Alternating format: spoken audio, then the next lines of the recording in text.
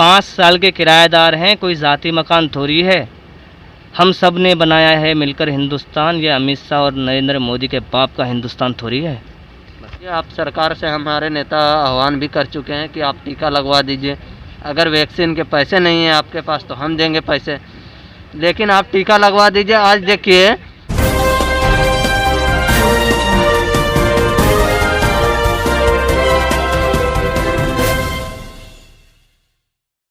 नमस्कार, मैं किसान आंदोलन गाजीपुर बैठा हूं।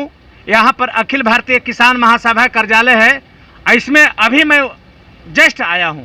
यहां पर मैंने देखा कि बहुत सारे किसान बैठे हुए हैं। यहां पर एक नौजवान भी हैं, उनसे मैं बात करना चाहता हूं कि आखिर इस आंदोलन में कब तक यहां पर बैठे रहिएगा, उससे थोड़ा सा मैं बातचीत करना चाहता हूं। आपका नाम? सर, मेरा नाम नफीस है। मैं भगत सिंह अंबेडकर ब्रिगेड का एक कार्यकर्ता हूं, पूर्वी दिल्ली NCR। ठीक है सर, मैं यहाँ किसानों के समर्थन में कुल 4 महीने से ऊपर से बैठा हुआ हूँ। 4 महीने से ऊपर हो गए मुझे बैठे हुए, और मैं इनके समर्थन में हूँ और आखिरी टाइम तक इनके समर्थन में रहूँगा। और जब तक ये 3 काला कानून वापस नहीं लेते, जब तक हम वापस जाने वाले नहीं हैं सर। ये तो सरकार कह रही है कि ये जो बिल है ये बिल सही है, हम वापस लेंगे ही नहीं, ये किसान अपने अपने घर जाएं। देखो, पहली बात तो मैं आपसे ये बता देता हूँ कि हिंदुस्तान के बॉर्डर पे जो है सब किसान के बेटे बैठे हुए हैं, सारे बेटे बैठे हुए हैं उनके। तो जब वो पीछे किसान के बेटे पीछे नहीं हो सकते, वापस नहीं आ सकते, तो सोचो वहाँ यहाँ गाज़ीपुर बॉर्डर और तिगरी बॉर्डर, सिंगी बॉर्डर पे तो उनके बाप बैठे हुए हैं। जब बेटे पीछे नहीं से तो सोचो कि बाप कैसे पीछे हट जाएंगे, बाप कैसे वापस चले जाएंगे। तो आपको भी इस चीज़ को सोचना समझना चाहिए कि हम वापस जाने वाले नहीं हैं। साढ़े 300 से ज़्यादा लोग हमारे किसान भाई बेटे शहीद हो चुके हैं, और जब तक वापस नहीं जाएंगे, जब तक ये 3 काले कानून वापस नहीं लेंगे, सरकार कितनी भी कोशिश कर ले, सरकार से जहाँ तक कि कल चिट्ठी लिखी गई है सरकार को, प्राइम मिनिस्टर को, कि हम यहाँ से वापस जाने वाले नहीं हैं। अगर आपको दिक्कत है, परेशानी है, तो आप वैक्सीन यहाँ भिजवाइए और सभी लोगों को वैक्सीन लगवाइए। अगर आपके पास पैसा नहीं है वैक्सीन का, तो पैसा भी हम देंगे। तो सरकार से ऐसी ऐसी बातें भी लिखी गई हैं। अब देखना ये है कि सरकार करती क्या है। सरकार को एक बात समझ जानी चाहिए कि जब इन्होंने 28 तारीख को इतना पंगा करा था, जब कुछ नहीं हुआ, 300 किसान बचे थे और 2000 फोर्स बाहर खड़ी थी। जब किसान पीछे नहीं गए तो अब क्या जाएंगे। आपको भी इस बात को सोचना चाहिए और समझना चाहिए कि आप खुद देखो क्या हो रहा है। 300 किसान थे, 2000 फोर्स थी। जब नहीं हटे किसान पीछे तो आज क्या हटेंगे। और जब तक नहीं हटेंगे, जब तक ये कानून वापस नहीं होगा, या तो इनकी सरकार नहीं जाएगी। अभी सरकार के तरफ से इस तरह के बयान आया है कि ये 4 दिन के अंदर में यहाँ से खाली करें, और नहीं तो ये कहने का मतलब क्लीन यानी ऑपरेशन चलाने वाले हैं। पूरी यहाँ गाजीपुर बॉर्डर और सिंधु बॉर्डर और खास करके टिकरी बॉर्डर खाली कराएंगे। कोरोना बहुत ज़्यादा यानी तेजी से बढ़ रहा है, उसमें आप लोग कहने का मतलब कि ये ठीक है, मैं आपको बता देता हूँ। ये कह रहे हैं कोरोना बढ़ रहा है। क्या कोरोना सिर्फ गाजीपुर बॉर्डर पे है, या तिगरी बॉर्डर पे, या सिंगी बॉर्डर पे है? आप बता दें, क्या नेताजी की रैली में कोई कोरोना नहीं है? कौन सी नेताजी? कौन सी नेताजी? बंगाल में चुनाव हो रहा है, इतने लाखों लोग, लाखों लोगों की बीजेपी की रैली निकल रही है, उसमें कोई मास्क भी नहीं लगाता है। मिथुन चक्रवर्ती स्पीच देता है, उसमें कोई कोरोना नहीं है। कोरोना सिर्फ गाजीपुर बॉर्डर पे ही दिखाई दे रहा है सरकार को। एक बात बताइए आप मुझे कि लॉकडाउन में भी पिछले साल लोगों ने देखा कि चाय जो है छुप छुप के बेची जा रही थी और शराब खुलेआम बिक रहा था। ये बात आपको पता है? चाय जो है छुप छुप के चाय वाले बेच रहे थे, शराब खुलेआम बिक रहा था। अब क्या हो रहा है? अभी भी शराब खुलेआम बिक रही है, और बच्चों की पढ़ाई जो ऑनलाइन घर में छुप छुप के पढ़ा जा रहा है। तो शिक्षा छुप छुप के पढ़ रहे हैं और शराब खुलेआम आज भी बिक रहा है। अब यकीन नहीं करेंगे तो आज लॉकडाउन है, नहीं आज खुला नहीं है, लेकिन कल के दिन आप देखिएगा शिक्षा, स्कूल सब कुछ बंद हो रखा है, लेकिन शराब की दुकानें सारी खुली हुई हैं। आप एक नौजवान हैं, आप ये उम्र है पढ़ने लिखने का, आप पढ़ लिख जाइएगा तो आगे चल के भविष्य सही होगा, कहीं नौकरी लग जाएगा, है ना। इस सरकार में तो हमें नौकरी की उम्मीद तो बिल्कुल करनी नहीं चाहिए। पहली बात तो ये है, क्योंकि इनकी 7 साल हो गए इनकी सरकार आए हुए, ना अच्छा स्कूल बनाया है, ना अच्छा हॉस्पिटल, कुछ भी अच्छा नहीं बनाया है। आपको खुद समझना है, 7 साल में सिर्फ बात करते हैं तो हम जैसे युवाओं को बोलते हैं बजरंग दल में आ जाओ, RSS में आ जाओ, पढ़ाई की तो बात ही नहीं करते हैं। तो हम पढ़ के हमें पता कि नौकरी मिलने वाली नहीं। आप समझ सकते, जब 7 साल पहले 10 टेलीकॉम कंपनियां हुआ करती थी, तो हम लोगों को उम्मीद था कि चलो सरकारी नौकरी नहीं मिलेगी लेकिन टेलीकॉम कंपनियों में काम करके अपना घर बार परिवार चला लेंगे। आज के डेट में कुल 3 कंपनियां बची हैं, सिर्फ 3 कंपनियां बची हैं और आने वाले समय में सिर्फ एक ही कंपनी राज करेगी, वो भी अंबानी की, जो जियो कंपनी है। बाकी सब कुछ ख़त्म कर देंगे और 1 महीने का रिचार्ज अभी जो 199 का हो रहा है वो होगा 1099 का। तो लोगों को इस बात को समझना चाहिए, सोचना चाहिए कि सरकार बहुत ज़्यादा गलत कर रही है और ज़्यादा से ज़्यादा लोगों को इसके समर्थन में आना चाहिए, किसानों के समर्थन में, ताकि आने वाला कल जो है बहुत ख़राब दिख रहा है मुझे अपना भी। और हम लोगों को बोलते हैं पकौड़ा बेचो, अगर हर आदमी पकौड़ा, हर नौजवान पकौड़ा बेचेगा तो खाएगा क्या। तो मैं यही कहना चाहूँगा आप सभी लोगों से कि जल्द से जल्द अपनी अपनी सभी लोग आँख खोल लें और किसानों के समर्थन में आएँ। नहीं तो अगर ये हार हो गया तो ये सिर्फ 1-2 आदमी की हार नहीं है, ये पूरे देश की हार होगी और ये अपना मनमानी काम करेंगे और कर ही रहे हैं अब से। ये हमेशा कभी एनआरसी की बात करते हैं, कभी कृषि कानून की बात करते हैं, यानी कि ऐसे ऐसे मुद्दे पे बात करेंगे जिनकी हमें ज़रूरत ही नहीं है। आप बताइए, आसाम में इन्होंने एनआरसी लागू करवाया, आसाम के अंदर जब एनआरसी लागू हुआ, जब सब कुछ हो गया, तो पता है इनके खुद के, हमारे खुद के हिंदुस्तान के 13 लाख लोग जो हिंदू भाई थे उनके पास कागज़ नहीं था। तो 13 लाख लोगों के पास कागज़ नहीं था, तो इन्होंने फिर वहाँ पे स्टॉप करा दिया कि नहीं भैया, हम तो सोच रहे थे कि मुसलमानों को भगाएंगे यहाँ से, लेकिन उल्टा पड़ गया इनको कि 13 लाख हिंदू भाई लोग उनके पास कागज़ नहीं था। यहाँ तक कि सुशांत सिंह राजपूत जो सावधान इंडिया में आया करता था, उनकी आईडी मिल गई, उनकी बीबी की आईडी मिल गई, सब हिंदुस्तान के। लेकिन जो उनके साले थे, सुशांत सिंह के जो साले थे, उनके पास आईडी नहीं थी, तो सरकार कह रही तुम हिंदुस्तान के नहीं हो भाई, तुम तो दूसरे देश के हो, क्योंकि उनके पास कागज़ नहीं था। तो सरकार जो है, इतनी नीति, इनकी नीयत गलत है, लोगों को समझना चाहिए। वो दिन दूर नहीं है कि चीनी और नमक एक रेट खाना होगा, लोगों को समझना चाहिए। अगर अगली बार इनकी सरकार आई, चीनी और नमक एक रेट खाएंगे। आज सरसों का तेल, आप कहते चलो पेट्रोल बाहर से आता महंगा, 100 रुपये हो गया, चलो ठीक है, मैं एग्री हूँ इस चीज़ से। सरसों का तेल तो अपने हिंदुस्तान में ही बनाते हैं ना, वो 90 रुपये से आज 170 रुपये लीटर बिक रहा है। तो उसमें भी सरकार को सोचना चाहिए और सरकार को जल्द से जल्द कानून वापस लेना चाहिए। अगर नहीं लेगी सरकार कानून वापस, तो ये सरकार के लिए ही बहुत आने वाला 2022 में उत्तर प्रदेश से इनकी ढोंगी बाबा का सरकार जाएगा, उसके बाद इनकी आंखें खुलेंगी। और मैं यही कहूँगा कि सरकार को जो है बहुत जल्दी जो है कानून वापस ले लें और सबको घर भेजें यहाँ से वापस। आज ही वापस कानून वापस लें, कल ही हम सब लोग यहाँ से घर चले जाएंगे, कोई दिक्कत परेशानी वाली बात नहीं है। लेकिन सरकार को पता है कि अगर ये कानून वापस लेंगे, अडानी अंबानी इन्हें मार डालेंगे, क्योंकि उनसे इतना पैसा ले चुके हैं। इतना, राइफ़ल की बात करूँ तो इन्होंने राइफ़ल घोटाला बहुत लंबा किया है इन्होंने। आज तक उस राइफ़ल से एक गोली तक नहीं चली है। इन्होंने सबसे पहले आते युद्ध की तैयारी करी। अरे हमें युद्ध नहीं करना है, हमें प्यार मोहब्बत से देश चलाना है, पढ़ा लिखा के देश को आगे बढ़ाना है। यहाँ अच्छा है, उसी पैसे में अच्छा स्कूल, अच्छा कॉलेज, अच्छा हॉस्पिटल बनाता, तो यहाँ से एक वैज्ञानिक पैदा होता, अच्छे डॉक्टर पैदा होते, दूसरे देश में आते, अपने देश का नाम रोशन करते।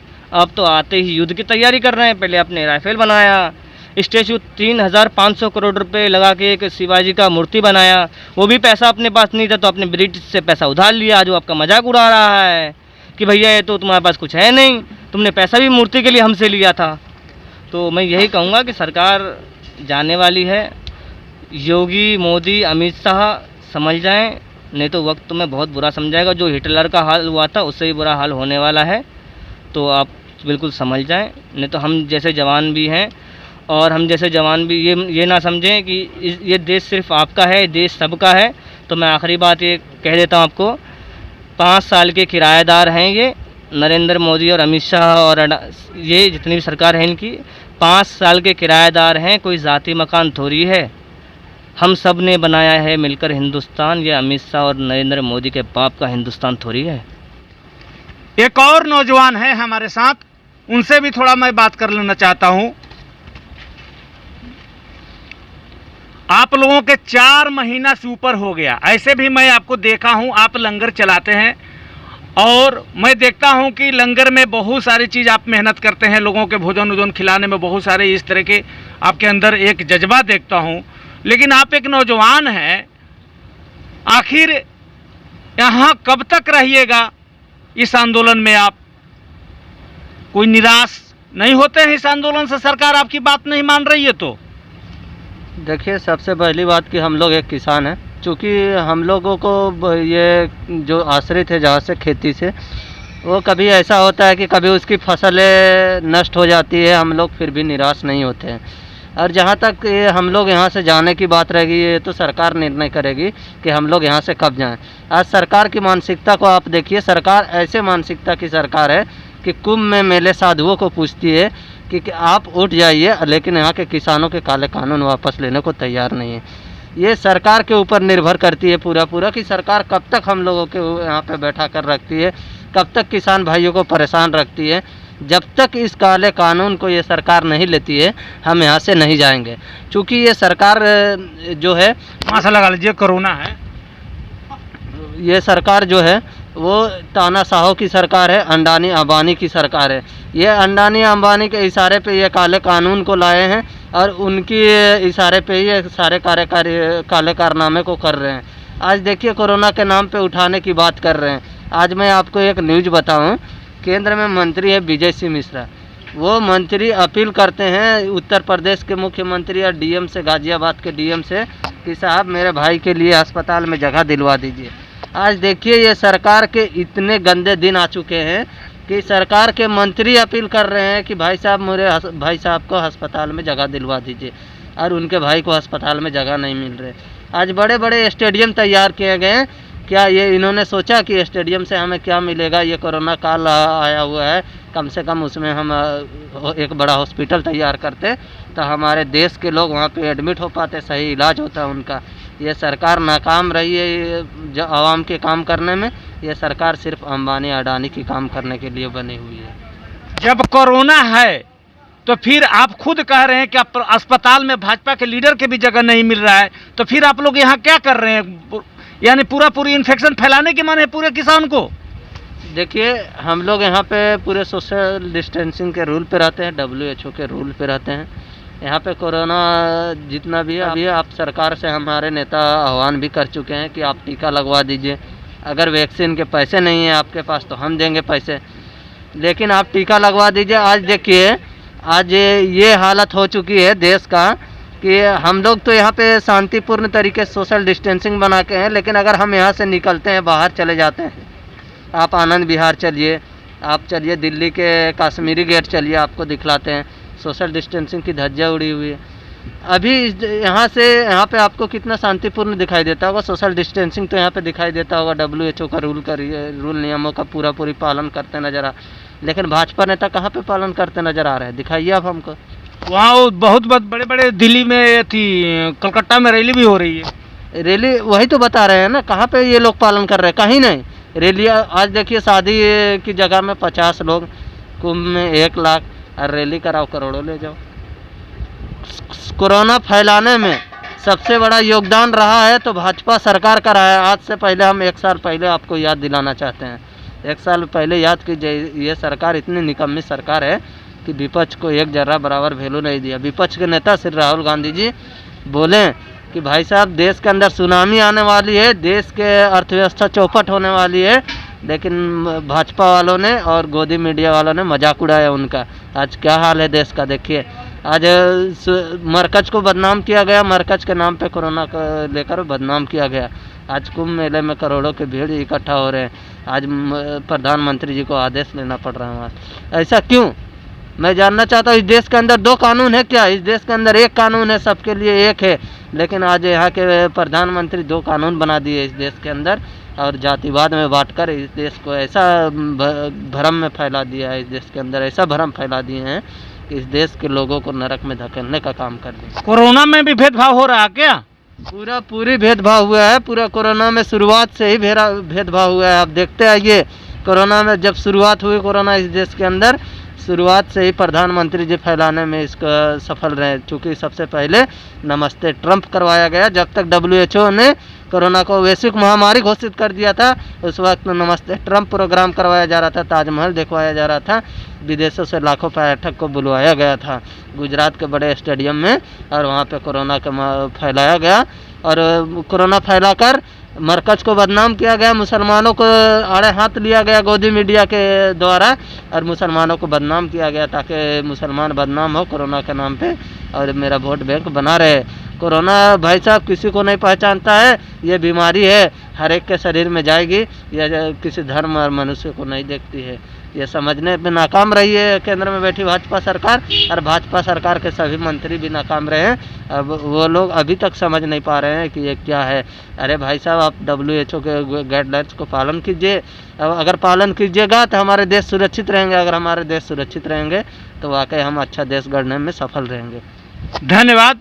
इनको कहना है कि ये जो कोरोना है, कोरोना के लाने में सबसे ज़्यादा प्रधानमंत्री नरेंद्र मोदी के हाथ है, जो कि अमेरिका से जो ट्रंप आया था, और खास करके कहे कि मतलब गुजरात में बड़ी बड़ी जो सभाएं हुई ट्रंप के साथ, वहां से कोरोना बहुत ज़्यादा तीव्र गति में बढ़ा, आज पूरे देश में छा गया। और सबसे ज़्यादा नुकसान कहने का मतलब कि गरीब वर्ग, मध्यम क्लास के लोग के है। और खास करके इसने एक और बात कहे कि ये कोरोना आ जाए चाहे कुछ भी आ जाए, हम कोरोना से बहुत सारा चीज़, कोरोना का जो भी पालन करना है उसको मैं पालन कर रहे हैं, लेकिन जब तक ले कृषि बिल ये सरकार वापस नहीं लेती है, हम यहाँ से वापस जाने वाले नहीं हैं। कैमरामैन पंचम कुमार के साथ हरे राम यादव, किसान आंदोलन गाजीपुर बॉर्डर। अभी तक हमारे इस चैनल को सब्सक्राइब नहीं किया हो तो नीचे पर आपको ग्रीन बटन में सब्सक्राइब करके लिखा रहा होगा, इसके ऊपर क्लिक कर लीजिए और साइड में नोटिफिकेशन बेल भी आएगा, उसको भी क्लिक कर लेते हैं कि आपको